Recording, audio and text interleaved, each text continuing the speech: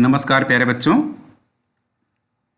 Today we will learn the last part of resource and development.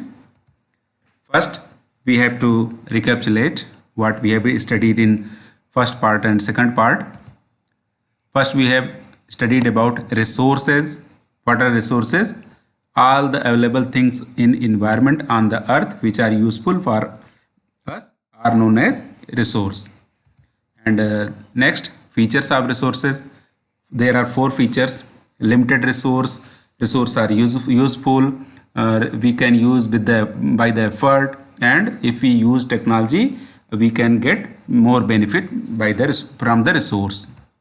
And relation between human, technology and institution, we have learned that human use everything available in the environment with the help of technology, and for this he create institution. And the classification of resource on the different basis, we have studied about this. And next one is development of resource. We know that in the nature resource is available in such a form that we cannot use it directly, so we have to change its form. We have to process.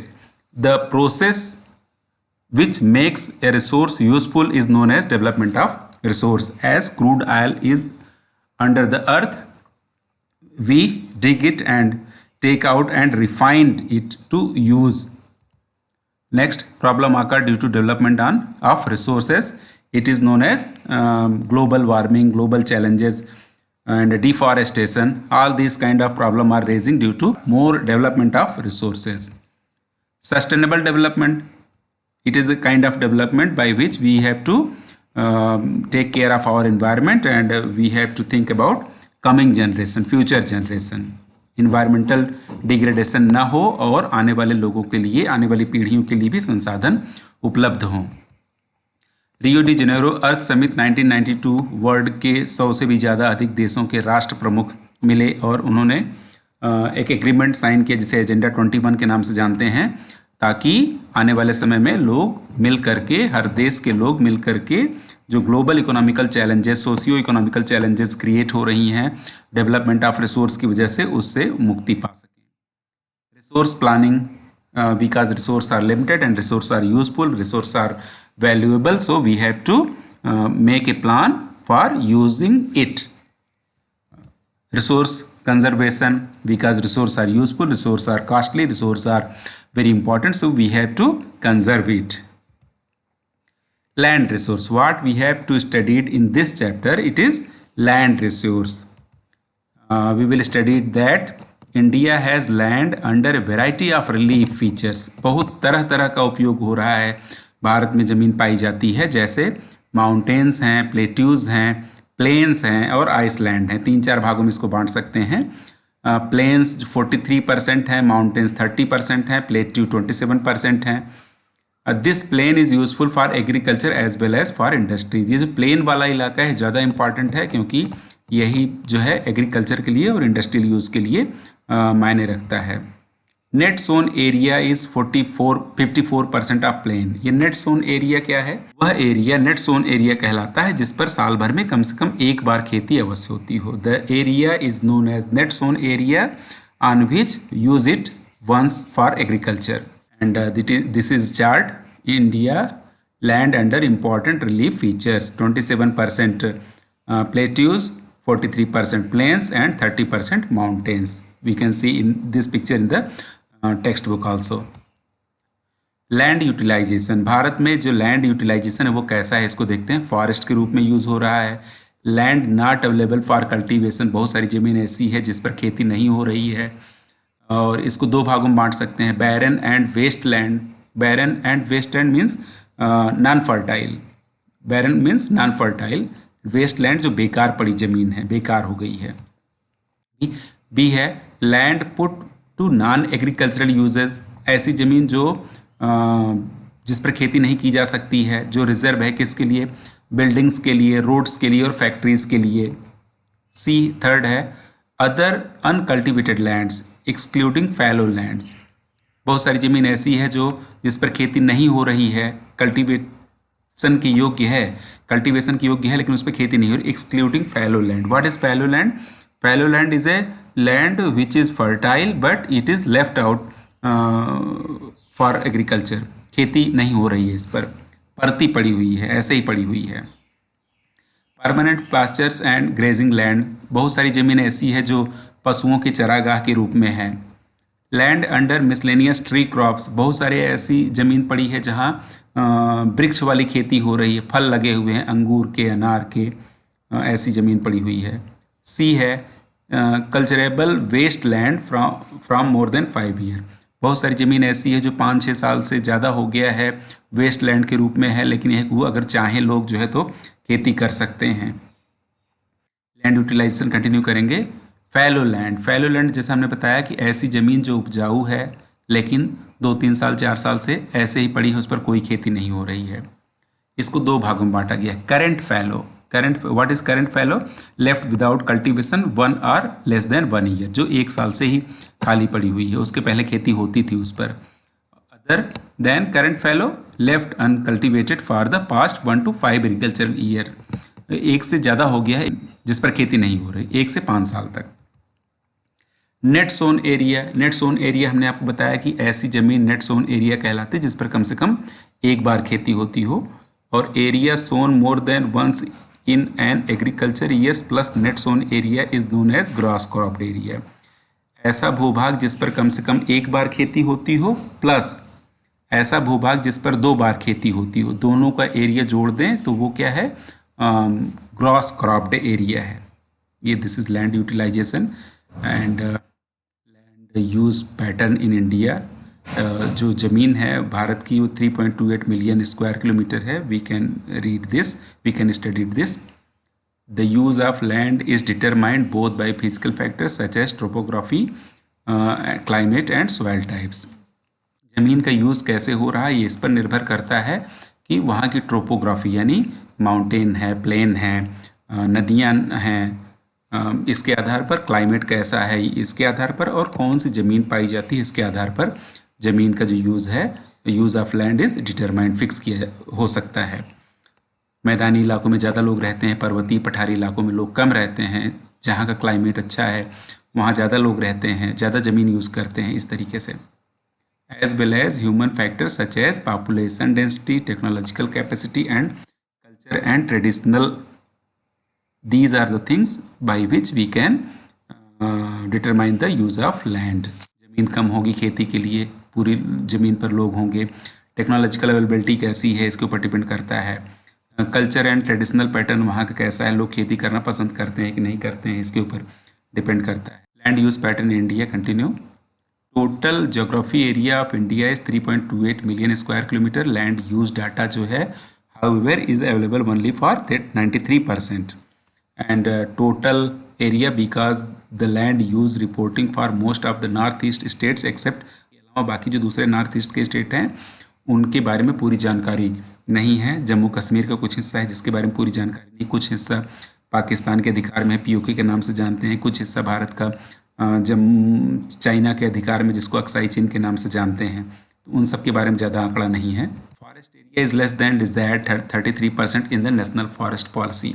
National forest policy के हिसाब से भारत में या किसी भी देश में भारत के लिए जो नेशनल फॉरेस्ट पॉलिसी है उसके हिसाब 33% भूभाग पर वन होना चाहिए, लेकिन वो नहीं है। इसको हम लोग इस फॉरेस्ट के लिए जो अवेलेबल आंकड़ा है इसमें 2 चार्ट दिया हुआ है, एक 1960-61 का है, 2008 और 9 का है। इसमें आप देख सकते हैं फॉरेस्ट का 18.11% था पहले, 2008 और 9 में 22.78 हो गया, और डिफरेंट लैंड यूज़ दिया हुआ है। इसमें आप देख सकते हैं कि पहले ज़मीन का यूज़ किस तरीके से था 1960-61 में, आज कैसा हो रहा है। तो हम देख सकते हैं कि ये जो नेट सोन एरिया है पहले 45.26 था, अभी 46.24 है, बढ़ा हुआ है। नेट सोन एरिया वो एरिया जहाँ साल भर में कम से कम एक बार खेती होती हो। Land degradation, degraded land in India 130 million hectares, 28% forest degraded area, 56 water eroded and 16% affected by saline and alkaline deposits. Waste land in India, ये आप चार्ट देख सकते हैं कि वाटर इरोडेड एरिया 56% है, फॉरेस्ट डिग्रेडेड एरिया 28% है, 6% saline and alkaline land, और wind eroded area 10%। Reason for land degradation, जो सॉयल है उसके डिग्रेड होने के क्या कारण है? 6% एरिया सलाइन एंड एल्कलाइन, जो क्षारीय मिट्टी हो गई है, जहाँ क्षार जमा हो गया है, ऊसर, इट मीन्स पानी जमा होने के कारण जो है, और पानी बार बार जमा होता है फिर निकल जाता है, तो ज़मीन की जो केमिकल प्रॉपर्टी वो बदल जाती है, सलाइन एंड एल्कलाइन लैंड इसको बोलते हैं। और 10% एरिया जो है विंड इरोडेड एरिया है। इसको आगे देखते हैं। Reason for land degradation, large scale soil erosion caused by running water and wind. तेज पानी का बहाव, जब बारिश खूब ज़्यादा तेज होती है और पानी तेजी से बहता है तो मिट्टी का कटाव होता है, मिट्टी कटती जाती है। हवा तेज चलती है, मिट्टी उड़ जाती है। Dumping of waste material from mining centres and industrial units, जहाँ माइनिंग हो रही है, जहाँ इंडस्ट्रीज़ हैं, बहुत सारा वेस्टेज जमा कर दिया जाता है ज़मीन के ऊपर, वो ज़मीन खराब हो जाती है। Over irrigation leads to increase in salinity and alkalinity in the soil. जैसे हमने कहा कि कुछ ज़मीन ऐसी है सलाइन एंड एल्कलाइन हो जाती है, पानी फसल हम बार बार लेते हैं, खेती बार बार करते हैं, तो ज़मीन की जो प्रॉपर्टी है, पानी बार बार सिंचाई करने से उसकी बदल जाती है। ओवर इरिगेशन की वजह से लैंड जो है डिग्रेड हो जाती है, उसकी वैल्यू कम हो जाती है। Over grazing by animals and deforestation by man, ऐसी ज़मीन जो चरागाह है, जहाँ जानवर चरने के लिए जाते हैं, अगर चरागाह कम हो गए हैं, जानवर ज़्यादा हैं, तो ज़मीन जानवरों के पैर से ढीली हो जाती है, बारिश आती है, मिट्टी कट जाती है। या हमने और आपने जो डिफॉरेस्टेशन किया हुआ है, पेड़ों का जो कटाव किया हुआ है, इसकी वजह से डिग्रेडेशन हो जाता है। Waste water from the industries units pollute the lands, industrial units जहाँ जहाँ लगी हुई हैं, वो अपने उद्योगों का जो वेस्टेज है वो नदी नालों में छोड़ देती हैं, उससे जो फसल की सिंचाई होती है, जिस ज़मीन में जाता है पानी, वो खराब हो जाती है ज़मीन। Mineral processing like grinding of limestone for cement, cement industries जहाँ हैं, सोप इंडस्ट्रीज जहाँ हैं, सेरेमिक इंडस्ट्रीज जहाँ हैं, बहुत सारी डस्ट उड़ती है, और वो डस्ट जो है जहाँ ज़मीन पर जाके पड़ती है, वो ज़मीन खराब हो जाती है। Reason for land degradation continue, deforestation, over grazing, mining, over irrigation, irrigation with polluted water, mineral processing, industrial effluents, और सोल्यूशन अगेंस्ट लैंड डिग्रेडेशन। इसको भी, ये भी इंपॉर्टेंट है, ध्यान से सुनिए। एफॉरेस्टेशन यानी पेड़ पौधे लगाने हैं। प्रॉपर मैनेजमेंट ऑफ ग्रेजिंग, पशुओं की चराई कंट्रोल में होनी है, उसका मैनेजमेंट किया जाना है। Planting of shelter belts, shelter belts क्या है हम लोग आगे पढ़ेंगे। वृक्षों की बाड़ लगाना, लाइन से पेड़ पौधों को लगाना। Proper management of waste land, फालतू बेकार में जो ज़मीन पड़ी हुई है उसका किस तरीके से यूज़ कर सकते हैं। कंट्रोल ऑफ माइनिंग एक्टिविटीज़, जो माइनिंग एक्टिविटीज़ हो रही हैं उसको किस तरीके से हमको कंट्रोल करना है, ये भी इम्पॉर्टेंट है। Proper discharge and disposal of industrial waste, जो इंडस्ट्रियल वेस्टेज है उसका प्रॉपर डिस्चार्ज और डिस्पोजल हो, ऐसा कुछ करना है। Soil as a resource, soil means upper layer of the land which is very fertile and useful for the agriculture, that is known as soil. Soil as a resource, soil is the most important renewable natural resources. It is the medium of plant growth and supports different types of living organisms on the earth. तो land हमारे लिए बहुत ज़रूरी है, soil हमारे लिए बहुत ज़रूरी है। सॉयल क्या है? Upper layer of the soil profile, मिट्टी का बनाव कैसा है, लेयर कैसी है, जैसे आप देख सकते हैं top soil, the upper soil layer, sub soil, weathered rocks, can sand and silt clay, substratum, weathered, parent rock material, different layers हैं, लेकिन जो अपर लेयर है वो हमारे लिए ज़्यादा इंपॉर्टेंट है, जो एग्रीकल्चर के लिए और प्लांट्स के लिए ज़्यादा यूज़फुल है। Factor contributing to soil formation, मिट्टी की बनती कैसे है, सॉयल फार्मेशन के लिए क्या इंपॉर्टेंट चीज़ें हैं। First one is change in temperature, जब टेम्परेचर में चेंज होता है तो जो चट्टानें हैं वो ऊपर की उनकी जो लेयर है वो कमज़ोर होती है, और जब बारिश आती है तो क्या होता है कि वो जो ऊपर की लेयर कमज़ोर हुई वो टूट करके पानी के साथ में बह करके कहीं दूर जाके जमा होती है, जहाँ जमा होती है वहाँ सॉयल का निर्माण होता है। एक्शन ऑफ रनिंग वाटर, पानी का बहाव कैसा है इसके ऊपर डिपेंड करता है कि मिट्टी का निर्माण कैसे, सॉयल का निर्माण कैसे होगा। एक्शन ऑफ विंड, हवा जिधर चलेगी, जहाँ से चलेगी वहाँ से मिट्टी कट करके कहीं दूसरी जगह जा करके फिर से वो बनती है। Activities of decomposers. पेड़ पौधे वनस्पतियाँ जो हैं वो गिरती हैं, वो डिकम्पोज होती हैं, इससे मिट्टी का सॉइल का फॉर्मेशन होता है। और next one, last one, important one is, इससे भी ज़्यादा इंपॉर्टेंट चीज़ है वो क्या है, समय, टाइम लगता है। मिट्टी का निर्माण इतना जल्दी आसानी से नहीं हो जाता है। Classification of soil in India, मिट्टी का प्रकार, मिट्टी के प्रकार, alluvial soil, black soil, we will study one by one, red and yellow soil, laterite soil, arid soil, and last one is forest soil.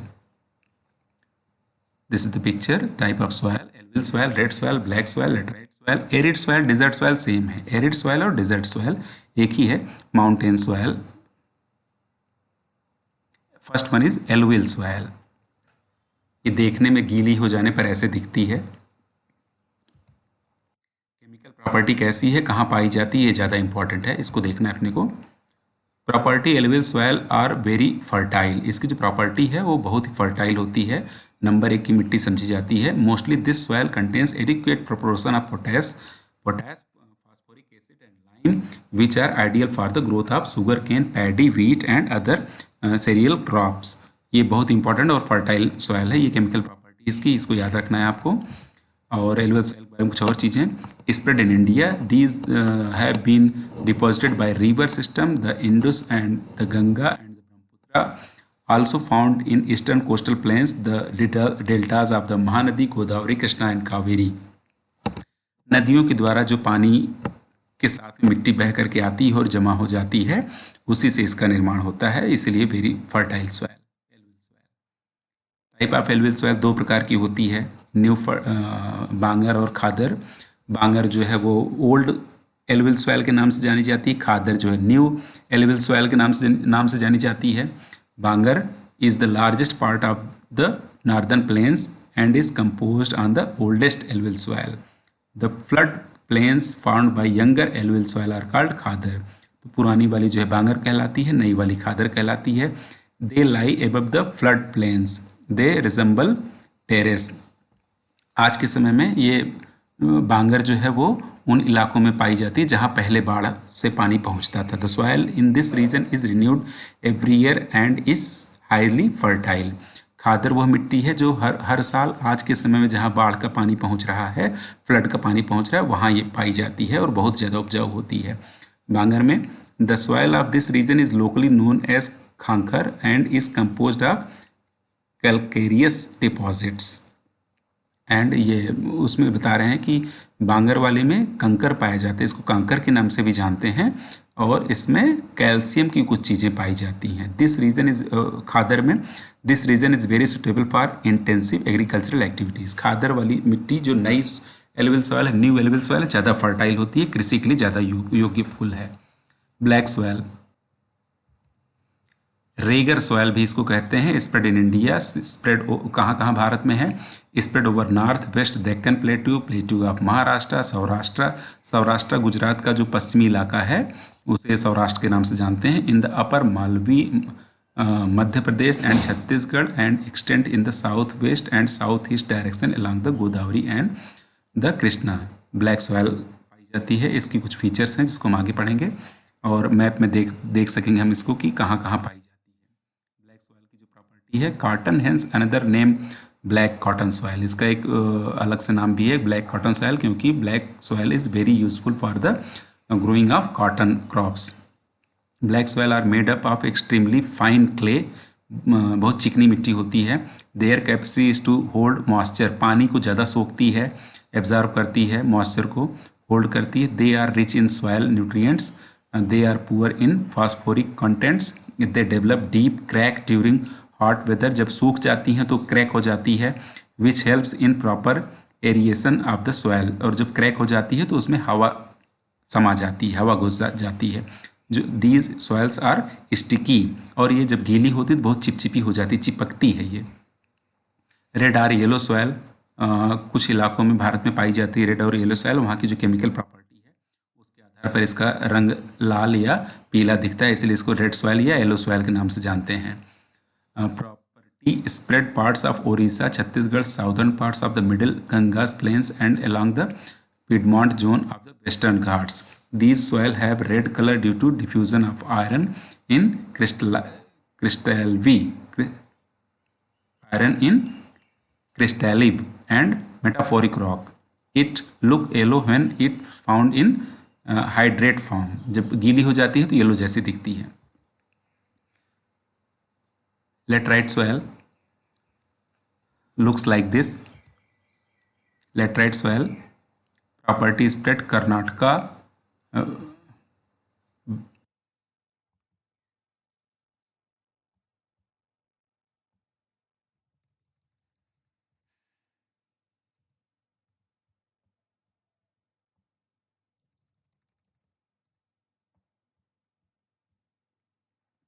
Laterite soil is spread in Karnataka, Tamil Nadu, Madhya Pradesh and the hilly area of Odisha and Assam.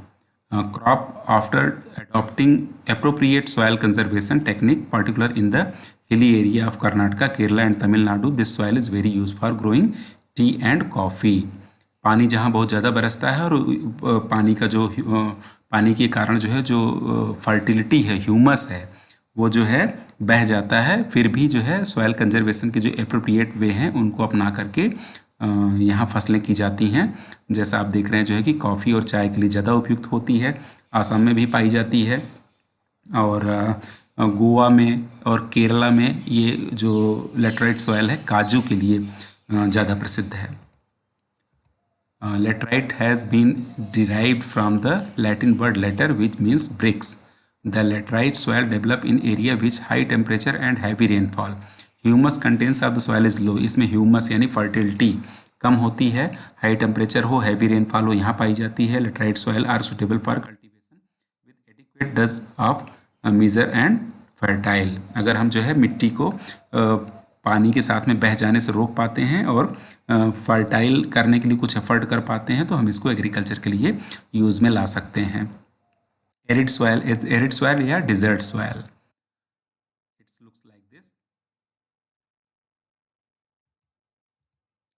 Arid soil range from red to brown in colour.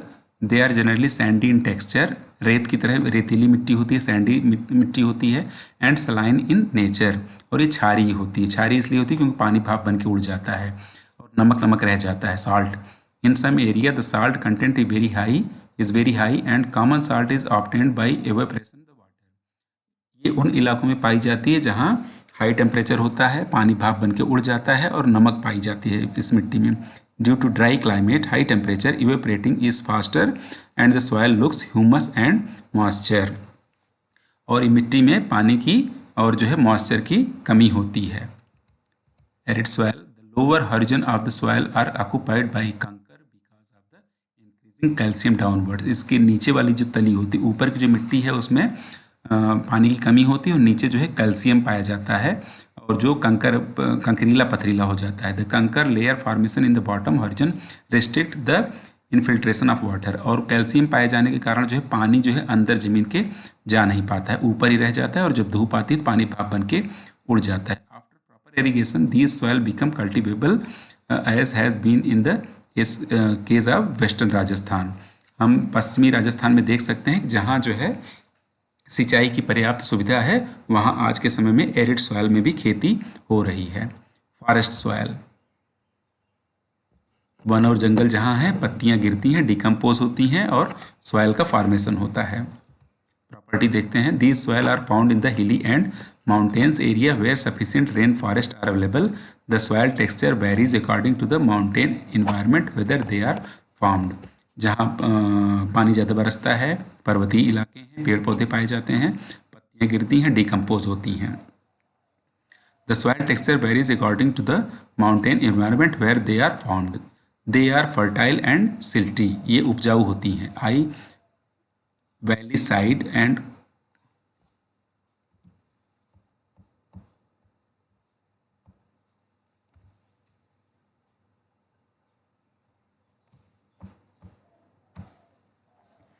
forest soil.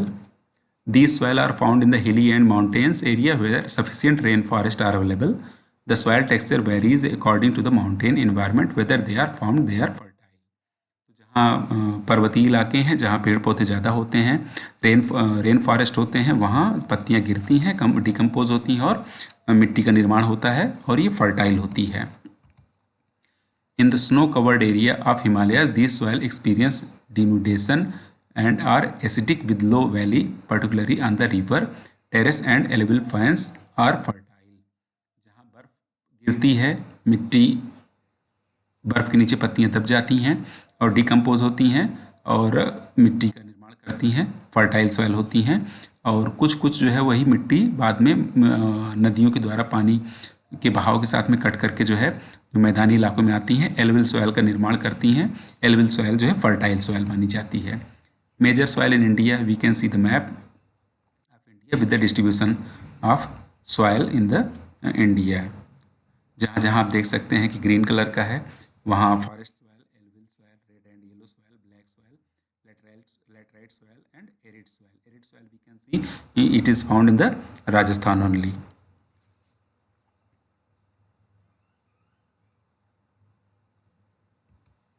Soil erosion, it is very useful, it is very important. What is the soil erosion? Actually the soil recovers and subsequent washing down is described as soil erosion. Soil is a upper layer of the land जो very fertile and very important।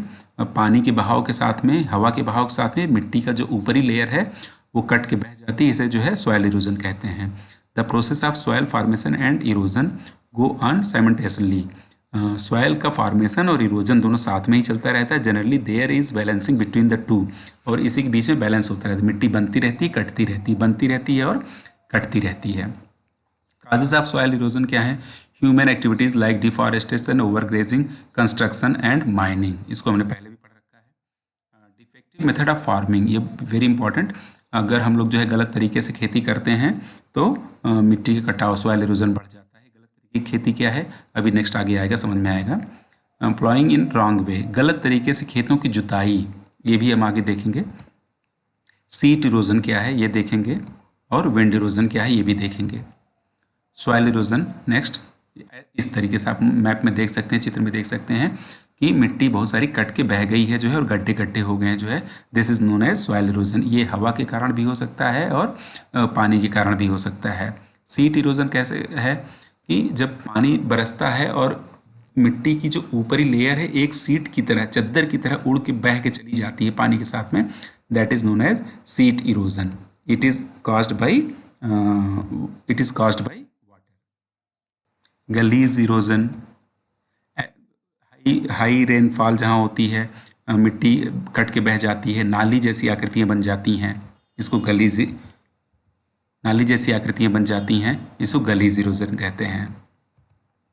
Prevented method for soil erosion, contour ploughing, terrace, one by one पढ़ेंगे। Terrace farming, strip farming, shelter farming. Soil conservation measures में contour ploughing क्या है ये देख सकते हैं। Actually अगर हम पर्वतीय इलाकों में रहते हैं तो हमको खेतों की जुताई सेम हाइट पर करनी है।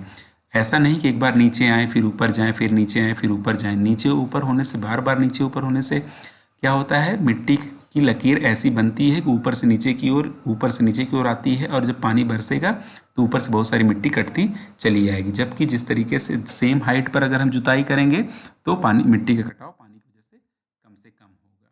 इसे कंटोर प्लॉइंग कहते हैं। शेल्टर बेल्ट क्या है ये देख सकते हैं आप, जो है कि खेतों के किनारे किनारे पेड़ लाइन से लगे हुए हैं, इसको शेल्टर बेल्ट बोलते हैं। हवा जब चलती है तो हवा का जो फोर्स है, एयर फोर्स जो है वो इन पेड़ों के द्वारा रोक लिया जाता है, जिससे मिट्टी का कटाव नहीं होता है। और स्ट्रिप फार्मिंग इसे कहते हैं कि जहाँ जहाँ अप एंड डाउन जमीन है तो सेम लेवल पर एक खेती लंबी सी स्ट्रिप की तरह, पट्टी की तरह की जाती है। इससे वाटर के द्वारा या हवा के द्वारा जो मिट्टी का इरोजन होता है, सॉइल इरोजन होता है, known as strip cropping. Terrace farming क्या है इसको आप देख सकते, सेम हाइट पर खेतों की फार्मिंग, कंटोर प्लोइंग के जैसा, ताकि बार बार ऊपर नीचे ना आना जाना हो। सेम हाइट पर एक खेत, हाइट चेंज हो रही है, खेत बदल जाएगा, लैंड बदल जाएगी। Terrace farming. Thanks for watching.